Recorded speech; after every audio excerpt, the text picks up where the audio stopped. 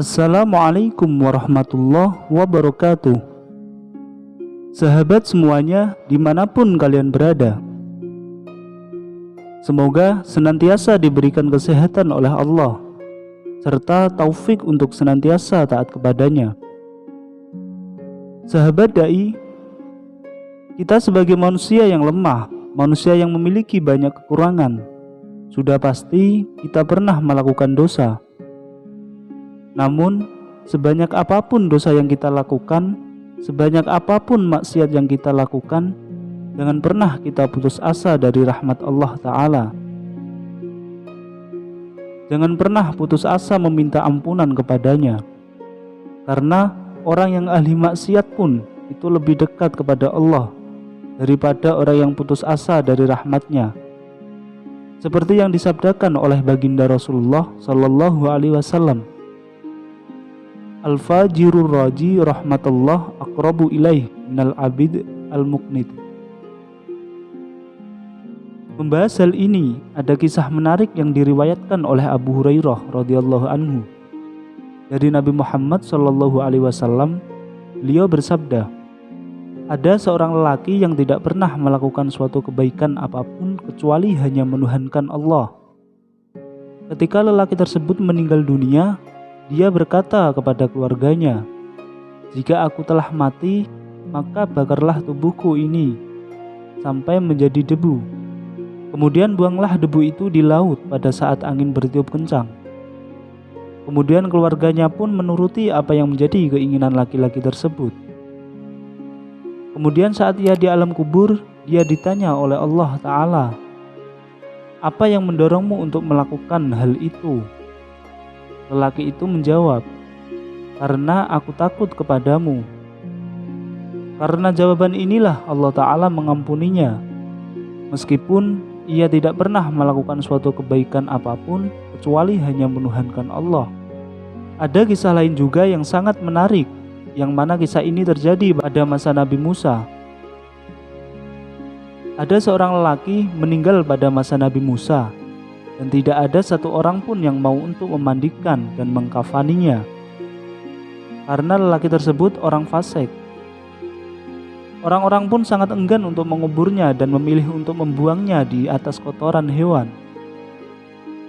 Lalu Allah Ta'ala mewahyukan kepada Nabi Musa supaya Nabi Musa mencari keberadaan lelaki tersebut, karena lelaki tersebut adalah kekasih Allah. Kemudian Nabi Musa datang ke daerah lelaki itu dan bertanya pada orang-orang di sana tentang keberadaan lelaki yang mereka buang.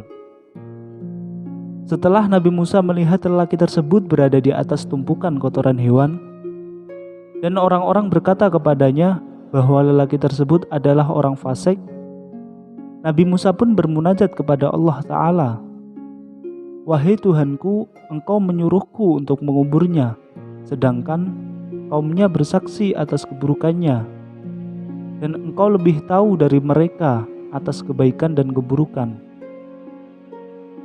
Lalu Allah menurunkan wahyu kepada Nabi Musa, "Wahai Nabi Musa, memang benar apa yang dikatakan oleh orang-orang itu. Namun lelaki fasik itu saat ia mendekati ajalnya, ia memohon kepadaku 3 perkara yang andaikan semua pendosa meminta kepadaku 3 hal ini, maka akan aku ampuni mereka." Lelaki itu berkata, "Wahai Tuhanku, Engkau telah mengetahui bahwa aku melakukan maksiat. Namun sesungguhnya aku membenci maksiat tersebut. Hanya saja ada 3 hal yang mendorongku untuk melakukan maksiat itu, yaitu hawa nafsuku, teman yang buruk, juga iblis."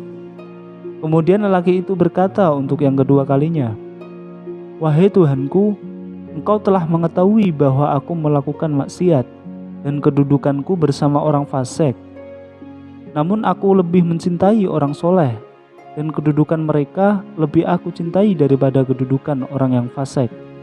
Kemudian yang ketiga, lelaki itu berkata, "Wahai Tuhanku, Engkau telah mengetahui pada diriku bahwa orang soleh lebih aku cintai daripada orang fasik, sehingga Jika antara orang soleh dan orang fasik datang kepadaku untuk meminta bantuan, maka akan kudahulukan orang yang soleh.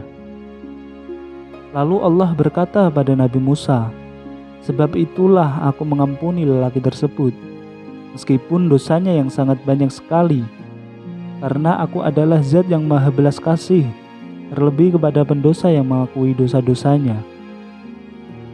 Kemudian Allah menyuruh Nabi Musa untuk mensolati lelaki itu dan menjanjikan ampunan untuk orang-orang yang mensolatinya. Dari kisah yang sangat penuh hikmah ini, kita bisa mengambil pelajaran.